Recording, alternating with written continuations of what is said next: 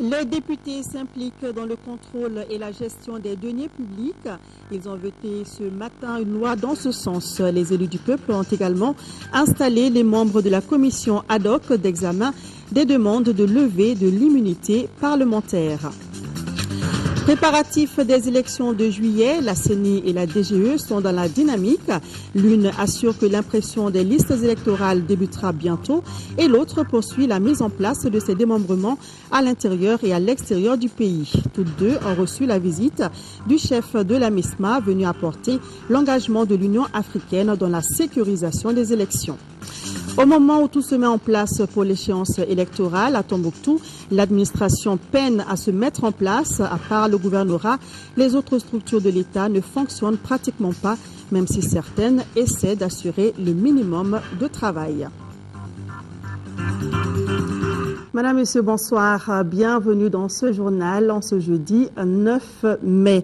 Le président de la République par intérim quitte Bamako demain pour N'Djamena au Tchad. Il prendra part au sommet des chefs d'État et de gouvernement de l'Agence panafricaine de la Grande Muraille Verte, du comité interétat de lutte contre la sécheresse au Sahel et de l'autorité du bassin du Niger. À l'occasion de ce déplacement du professeur Djankouna Traoré pour N'Djamena, le protocole de la République invite à l'aéroport international Bamako-Sénou demain vendredi 10 mai les membres de la délégation présidentielle à 11h, les membres des corps constitués désignés à 11h30. Le décollage de l'avion présidentiel est prévu pour 12h. Place de la République. Les députés ont adopté ce matin 3 projets de loi, dont celui relatif au code de transparence dans la gestion des finances publiques. Auparavant, les membres de la commission ad hoc d'examen des demandes de levée de l'immunité parlementaire avaient été installés. Cette commission est présidée par le député Kassoum Tapour. Compte rendu de Bourama Traoré. Premier acte de la plénière de ce jeudi à l'Assemblée nationale, l'installation officielle des membres d'une commission ad hoc. Cette commission est chargée d'examiner les demandes de levée d'immunité des 9 députés. Au bout de ce processus, les intéressés seront soit mis à la disposition de la justice malienne, soit protégés par l'immunité parlementaire. La commission ad hoc ainsi installée compte 15 membres avec à sa tête Maître Kassim Tapo. La dite commission dispose d'un mois pour soumettre son premier rapport à la plénière. Deuxième acte du jour, le vote des projets de loi. Les députés ont adopté à l'unanimité le projet de loi du règlement général du budget d'État de 2010, un budget qui aura été exécuté à près de 84% selon les textes. La même source souligne un déficit de plus de 73 milliards de francs CFA. Une autre insuffisance constatée dans l'exécution du budget d'État de 2010, le non-recouvrement de près de 22 milliards de francs CFA. Sur ce point précis, il a été recommandé au gouvernement de réaliser un audit sur la somme en question. Il n'y a pas eu de débat sur le projet de loi relatif au code de transparence dans la gestion des finances publiques. À l'unanimité, les députés l'ont adopté. Principale explication, la clarté, la concision et l'importance du texte. L'adoption de ce projet de loi est qualifiée ici d'avance notoire en matière de bonne gestion des deniers publics. Enfin, la représentation nationale autorise le gouvernement à ratifier les actes révisés de l'Union panafricaine des postes. Le projet de loi initié dans ce sens a été adopté à l'unanimité, ce qui permet au Mali de continuer à bénéficier de l'appui de l'Union dans le domaine postal. L'Union panafricaine des postes basée à Arusha en Tanzanie a vu le jour en 1980. L'organisation regroupe 43 pays dont le nôtre. Quant au projet de loi portant réglementation du secteur postal, il a été renvoyé à la prochaine plénière de l'Assemblée nationale pour complément d'information. Les députés concernés par la levée d'immunité parlementaire sont Amada Ag Bibi, Algabas Ag Intala, Deiti Ag Sidimou, Mohamed Assalé, Maître Muntagatal, Mahamadou Awa Gassama et Moussa Berti. Plus de 3 milliards 454 millions de francs CFA, c'est le montant que la Suède met à la disposition du Mali pour soutenir le processus électoral. La cérémonie de signature s'est déroulée ce matin entre l'ambassadeur de la Suède et le coordinateur résident du système des Nations Unies au Mali. C'était en présence du ministre en charge de l'administration territoriale. Reportage Adama Kodio. La Suède concrétise sa volonté d'accompagner le Mali dans le processus électoral. Elle vient de mettre à la disposition de notre pays une enveloppe de plus de 3 454 900 000 francs CFA. Le montant va contribuer à l'organisation d'élections libres, transparentes et crédibles au Mali. Assurer à tous les groupes politiques et à tous les citoyens qu'ils ont des chances égales d'accès au pouvoir et de jouir de leur droit d'exprimer librement leur suffrage est un impératif majeur dans une démocratie et d'autant plus dans le processus politique actuel de sortie de crise. Les élections marquent une étape cruciale pour le retour à un régime légitime et le renouveau de la démocratie malienne. À cet égard, le projet d'appui au processus électoral au Mali participera non seulement au renforcement des institutions et des organes en charge de l'organisation des élections, mais aussi des organisations de la société civile, les partis politiques et des médias. Le geste de Stockholm à l'endroit du Mali a été salué par le coordinateur résident du système des Nations Unies et les autorités du pays. À la suite de l'Union européenne, du Luxembourg, c'est le tour aujourd'hui de la Suède. Et nous avons la certitude que d'autres partenaires et amis du Mali vont suivre ce même geste. Je voudrais encore une fois vous retirer que le processus électoral que nous organisons actuellement est bien parti et que nous atteindrons les objectifs d'organisation de l'élection présidentielle au mois de juillet prochain. Nous travaillons au quotidien pour atteindre cet objectif afin d'offrir de bonnes élections à tous les peuples maliens. Le ministre Coulibaly a magnifié les relations qui existent entre la Suède et le Mali d'une part et le système des Nations Unies et notre pays d'autre part. Je vous le disais en titre, la CENI et la DGE sont dans la dynamique de respect du calendrier de l'élection présidentielle fixé pour le mois de juillet prochain. Les responsables des deux structures l'ont dit au chef de la MISMA qui a effectué ce matin une visite dans leurs locaux. À la DGE, l'on assure que l'impression des listes électorales débutera bientôt.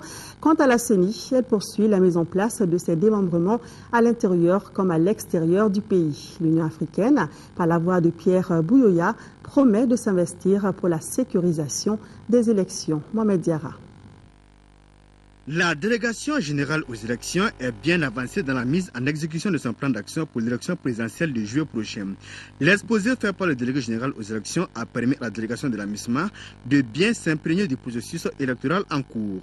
Une rencontre avec la Commission électorale nationale indépendante pour valider définitivement les modèles de documents qui doivent être imprimés pour l'établissement des listes électorales définitives dans les commissions.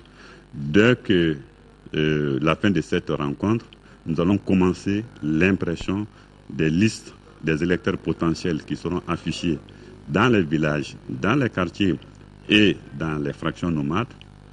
Du programme national de lutte contre la maladie et leurs partenaires aujourd'hui. Ils ont entre autres analysé les enjeux et dégagé des perspectives pour minimiser les effets collatéraux de la crise. Moussokora Konati. 7 millions de Maliens, vous avez 100 000 personnes qui sont infectées. Notre responsabilité, c'est de soigner ceux qui ont la maladie et de prévenir, de protéger les 15 900 000 qui n'ont pas la maladie. Suivre les personnes infectées et stopper la propagation du VIH et du sida, telle est la mission du Haut Conseil national de lutte contre le VIH et le sida. Pour y arriver, les acteurs du programme national de lutte contre le VIH et le sida et leurs partenaires se sont réunis une fois encore pour faire non seulement le bilan du programme régulier, mais aussi et surtout échanger sur la crise du Nord et la crise de l'or qui constituent aujourd'hui des facteurs de propagation du VIH et du sida. Le conflit que le Mali connaît actuellement, avec toutes les violations des droits humains là-bas. Et le Mali est le troisième pays producteur d'or après l'Afrique du Sud, le Ghana, le Mali vient. Si nous ne prenons pas les dispositions pour régler ceci, alors dans quelques années, nous risquons d'avoir la surprise d'avoir des taux très élevés. Il faut qu'on y veille. Il faut qu'on prenne les dispositions. Et nous avons fait des projets d'urgence pour que cela soit intégré dans le plan de mobilisation des ressources lors de la conférence de Bruxelles qui va se tenir le 15 mai prochain. Le Haut Conseil national de lutte contre le VIH et le sida a été créé en 2001 et révisé en 2004 pour tenir compte de la multifonctionnalité du programme. Un séminaire de recadrage se tient à Koulouba depuis ce matin, organisé par la commission Dialogue et Réconciliation. Cette session permettra aux commissaires de s'approprier de tous les textes qui déterminent les missions assignées à la dite commission. Le secrétaire général de la présidence, Ousmane Sy, était le principal conférencier. Reportage de Garibou Pérou. S'interroger sur le passé du Mali, regretter la situation actuelle et bâtir un avenir meilleur, voilà les tâches qui attendent tous les membres de la commission Dialogue et Réconciliation. Pour obtenir les résultats escomptés, la commission s'est fait un outil de recadrage bien précis. Le président de la commission a bien voulu organiser ça pour qu'on ait un début de discussion avec les commissaires, pour qu'on partage un peu nos vues. Qui comprennent bien l'esprit de leur mission et qui s'installent dans cette mission. Comment on peut installer la commission, non pas sur les questions des textes, mais l'esprit. Quel est l'esprit aujourd'hui qui est derrière la commission? Quelles sont les attentes de ce pays par rapport à cette commission? L'appropriation des textes relatifs à la cohésion sociale va faciliter le travail des commissaires. En tant qu'instrument de réconciliation, les commissaires jouent un rôle complexe puisqu'il s'agit d'être plus près des populations. La commission a une légitimité aujourd'hui qui s'appuie sur les textes de la République. Les Maliens vont les approprier à la mesure où les Maliennes et les Maliens sentiront que le travail de la commission est utile aujourd'hui au pays. Donc cette légitimité, il faut qu'ils aillent la chercher sur le terrain en parlant avec l'ensemble des Maliens. À l'issue de cette session, les 33 membres de la commission Dialogue et Réconciliation seront davantage mieux outillés et assez opérationnels. Rattachés à la présidence de la République, ces femmes et ces hommes sont armés de l'esprit de la citoyenneté, de la culture du civisme et du patriotisme. Ils vont mettre à profit notre diversité culturelle pour consolider l'unité nationale. Le représentant spécial de l'Union européenne pour le Sahel a été reçu en audience cet après-midi par le président de la commission Dialogue et Réconciliation. Michel Révérend de Menton était venu échanger avec Mohamed Salia Sorona sur le processus de réconciliation qui est en cours dans notre pays. Il a réitéré le soutien de l'Union européenne pour la réussite de cette mission. Écoutons Michel Révérend de Menton, représentant spécial de l'Union européenne pour le Sahel. À sa sortie d'audience, il s'est exprimé au micro de Moussa Fane. On est venu voir le président de la commission, bien sûr parce que le dialogue, la réconciliation, c'est la grande priorité pour l'Union européenne, pour toute la communauté internationale, dans le contexte si particulier, si dramatique aussi, que connaît le Mali depuis quelques mois. Je crois que beaucoup d'attention, tous les yeux presque sont tournés vers le travail de cette commission qui se met en place. Nous mesurons pleinement les responsabilités considérables qui sont celles du président de la commission, avec qui nous venons de discuter longuement maintenant. Et je suis d'abord venu lui confirmer toute la disponibilité de l'Union européenne, des différents acteurs, des différentes composantes de l'Union européenne, d'être à ses côtés, de soutenir le travail de la Commission. C'est un mandat qui sera long, qui va démarrer très vite, puisqu'il y a beaucoup d'attentes dès maintenant, mais dès maintenant, au fil des mois, au fil des années peut-être, l'Union européenne souhaite vraiment être aux côtés du Mali et aux côtés de la Commission dans ce long processus si important dans la marche vers le retour à l'égalité, le retour à l'état de droit, la normalisation, on pourrait dire aussi, et puis la reconstruction du Mali. Allons à Tombouctou, où l'administration se met en place très difficilement. À part le gouvernorat qui essaie de fonctionner sur place, les agents de l'État sont absents sur le terrain. Cependant, certains départements, à l'image de celui chargé des domaines, s'emploient à mettre leurs représentants sur place dans le minimum de conditions pour reprendre du service. Adama Jimdi. Le retour de l'administration dans les régions jadis occupées est un gage de succès pour la relance des activités économiques et la reprise des services publics. À Tombouctou, les fonctionnaires ne se bousculent pas pour rejoindre leur poste. Le gouverneur de région, le colonel Mamadou Mangara, vient de faire le tour de certaines structures en vue de constater l'état des lieux. Pour être franc, c'est la désolation. Mais qu'à cela ne tienne, je n'ai pas perdu d'espoir. Nous avons entamé le retour, à commencer par le commandement de l'administration. Effectivement, tout le commandement avait rejoint Tombouctou et de façon définitive. Et certains services ont emboîté le pas. Qu'à cela ne tienne, certains soldats de l'administration sont déjà sur place à l'image des directions régionales des domaines, du développement social, de l'économie et de l'ORTM. D'autres ont déjà effectué des missions d'évaluation et replié sur Bamako. Bien que l'ensemble des préfets soient à Tombouctou aux côtés du gouverneur, l'administration de façon générale s'installe timidement. D'où cet appel. C'est pourquoi nous donnons le devoir de toucher les directions nationales et les départements de façon directe pour les demander de donner le minimum à leurs représentants régionaux, de pouvoir faire le constat et de travailler et rendre le service minimum. Ce message patriotique a été saisi par certains départements, tels que celui chargé des domaines. De nos frais de route, les frais d'hôtel, puisque nous avons trouvé que les bâtiments étaient pratiquement inhabitables. Il fallait être logé à l'hôtel. Et la direction nationale a pris tous ces frais en charge. Le carburant, entretenir le véhicule pour que nous soyons là aujourd'hui. Seul le retour de l'administration peut rassurer les populations et inciter les déplacés à regagner le bercail. Hors de nos frontières, au Tchad, 2 députés ont été inculpés, notamment pour complot et atteinte à l'ordre constitutionnel, mais aussi de complicité d'assassinat. Ils sont sous mandat de dépôt. Cela porte à une dizaine le nombre de personnalités arrêtées au Tchad dans le cadre de la tentative de déstabilisation. Le président tchadien Idriss Déby sort de son silence une semaine après le présumé complot de coup d'État que les autorités assurent avoir déjoué. Plusieurs généraux et députés de l'opposition sont toujours sous les verrous. Idriss Déby revient sur ce serrage de vis et assure qu'il ne s'est pas lancé dans une chasse aux sorcières. Il n'y a pas de coup d'État, il y a une conspiration. Donc soyons sereins. Il faut encore laisser la justice faire son travail.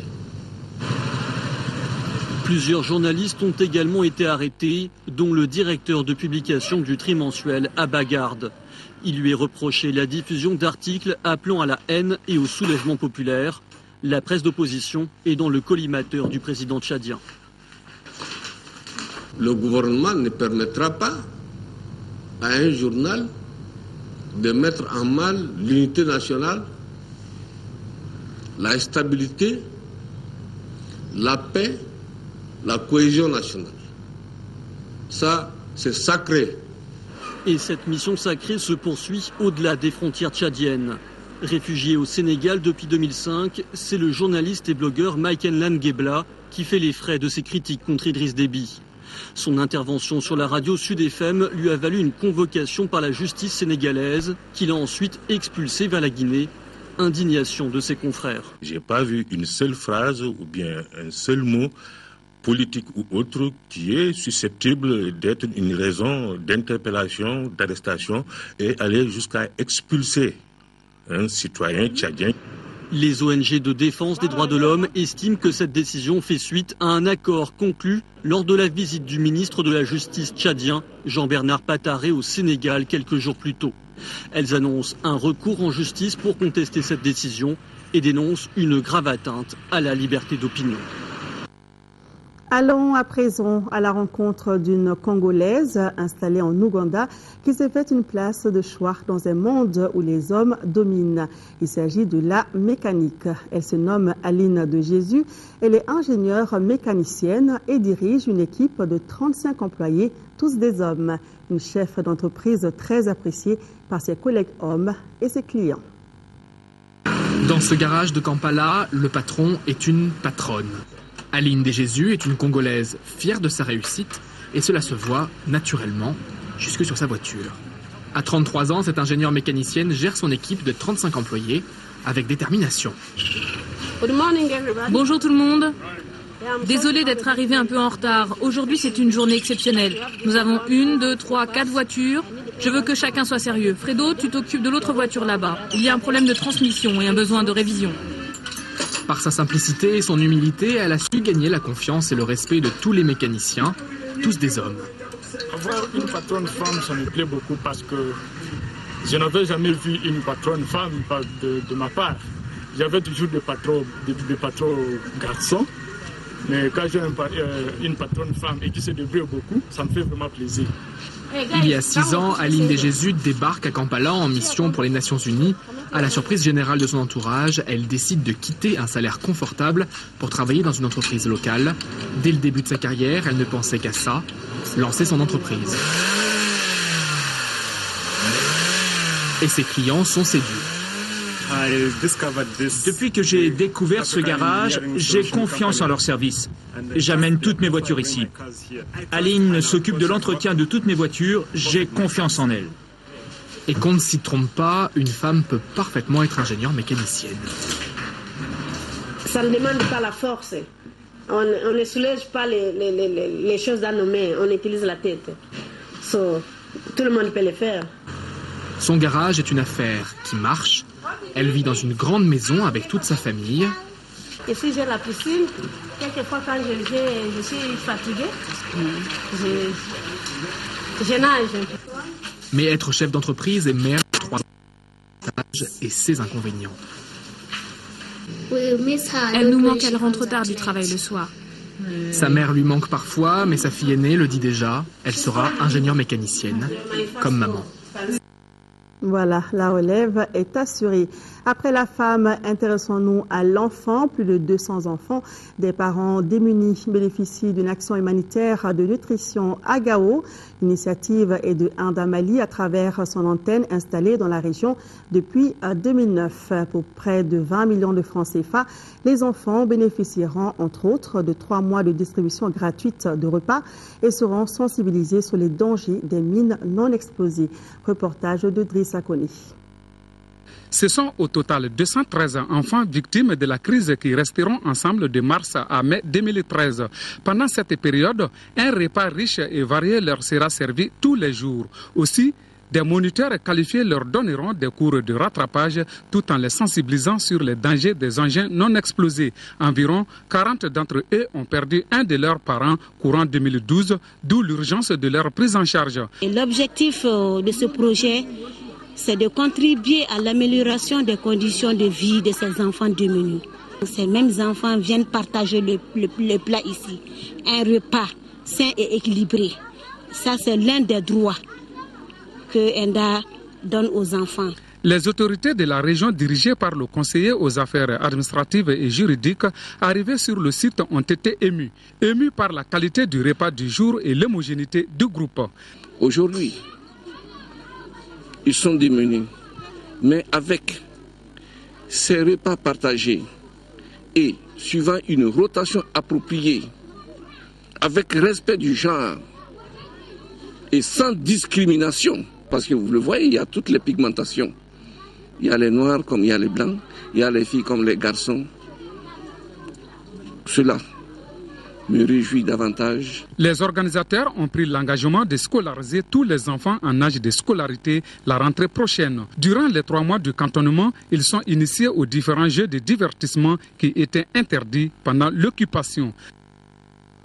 En 5e région, le projet d'aide humanitaire d'urgence aux populations des communes de Soé, Kewa et Koubaye vient d'être lancé dans la ville de Kwakrou, c'est dans le cercle de Djéné.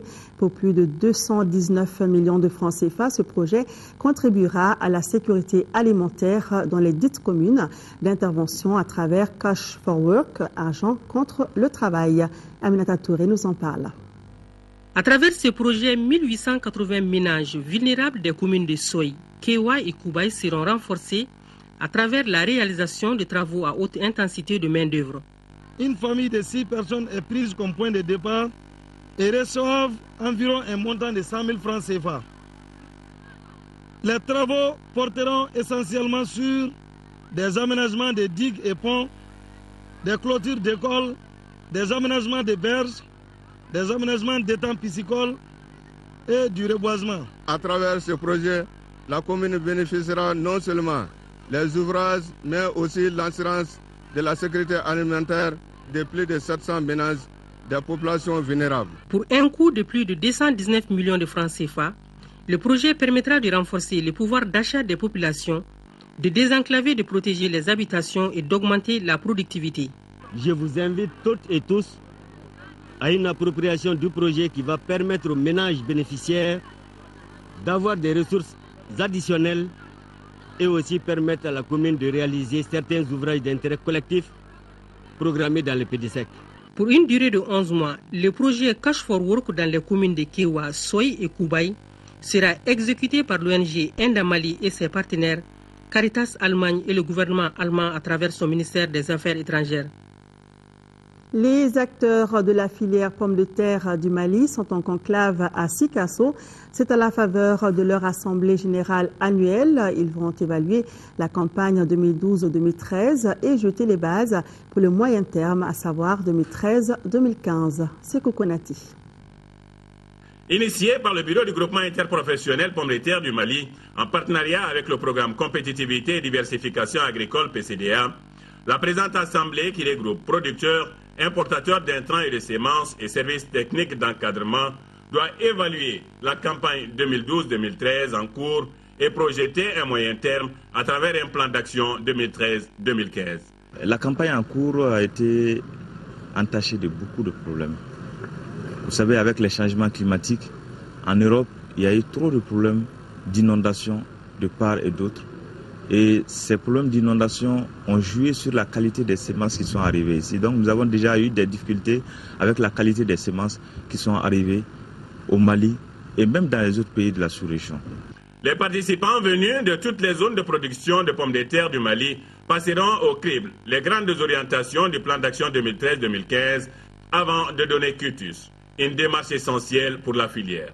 Il s'agit pour nous d'avoir une démarche qualité, de produire par rapport à des normes retenues internationalement pour que la qualité du produit soit au rendez-vous et que le produit soit compétitif, non seulement pour le marché national du Mali, mais aussi sur le marché sous-régional. La filière pomme de terre constitue également une grande pourvoyeuse d'emplois, avec près de 2500 emplois directs et indirects créés.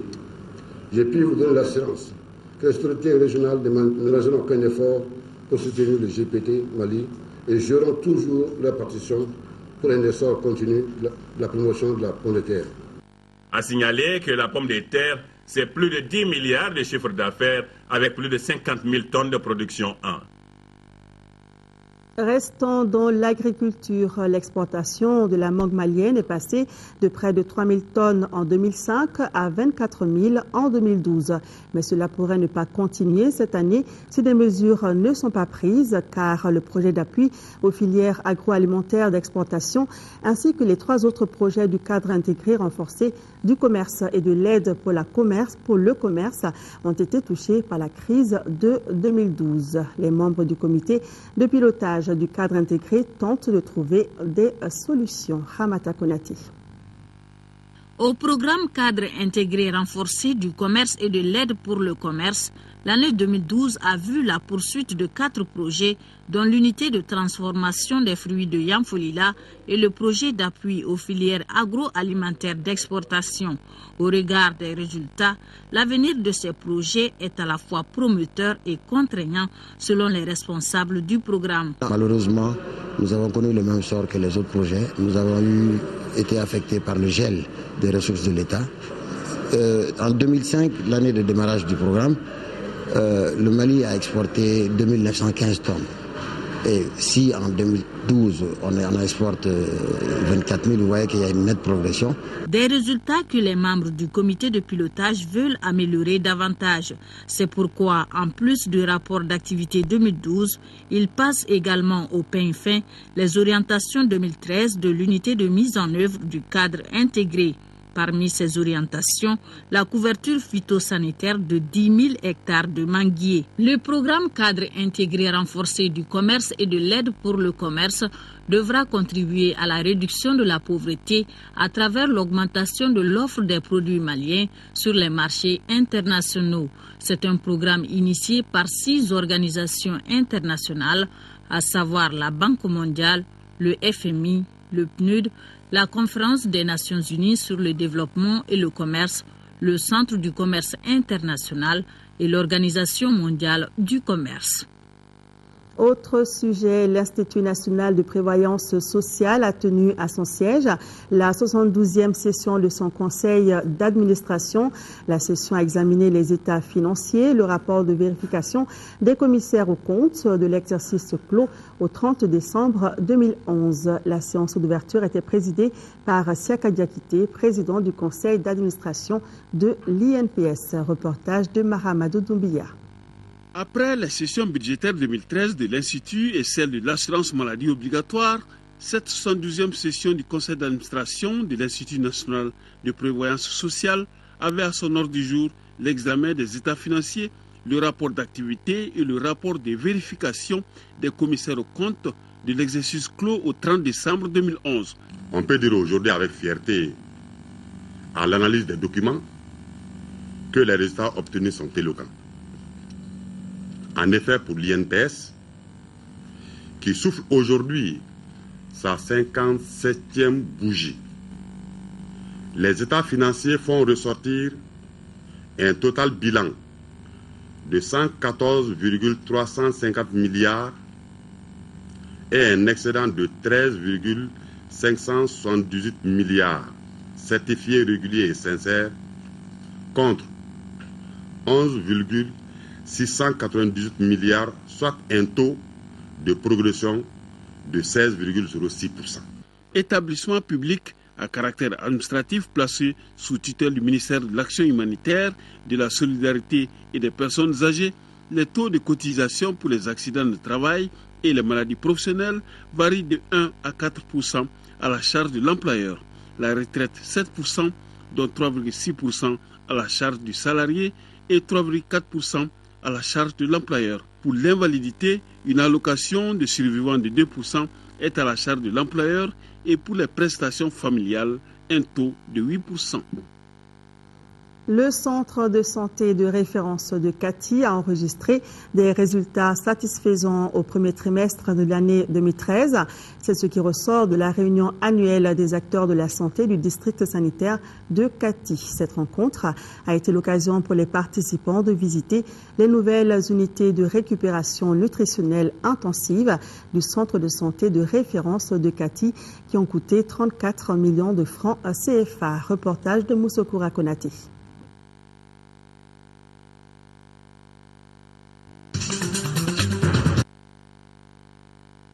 Le problème technique, je pense que on va peut-être vous proposer le reportage de Moussokoura Konaté dans nos prochaines éditions. Notez tout de même tout à l'heure le programme de l'ORTM se poursuit. Vous pourrez suivre le journal d'information avec Nyanya Alou Traoré.